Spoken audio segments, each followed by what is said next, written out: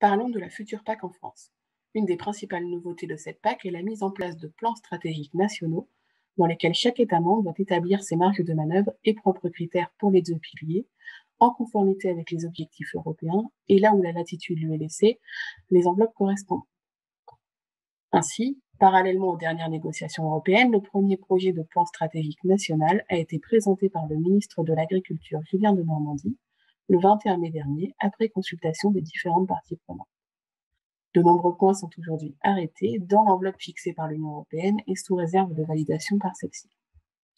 Au sein des deux piliers, de nombreux dispositifs se poursuivent, comme le transfert entre piliers, le paiement redistributif ou bien l'indemnité compensatoire de handicap naturel.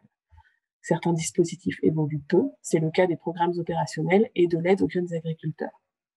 À ce stade, certains points restent toutefois en suspens, soit car dépendant directement des derniers arbitrages européens non effectués au moment des annonces, soit car encore en discussion au sein de groupes de travail au niveau français. C'est le cas de la définition du véritable agriculteur, des aides couplées dont la partie aide bovine est totalement revue, de l'éco-régime dont les contours sont dessinés mais les niveaux restent à définir. Enfin, pour le second pilier, certains points des mesures agro-environnementales et climatiques restent à préciser. La version finale de ce plan stratégique sera transmise au plus tard en fin d'année à la Commission européenne pour approbation avant son entrée en vigueur en 2023. Au-delà d'un fort accent mis sur les protéines végétales via les aides couplées, les programmes opérationnels et l'éco-régime, et en l'état actuel des débats, cette réforme est plutôt une réforme de continuité. Lors de ces annonces, le ministre a présenté une première estimation des impacts par territoire et par système.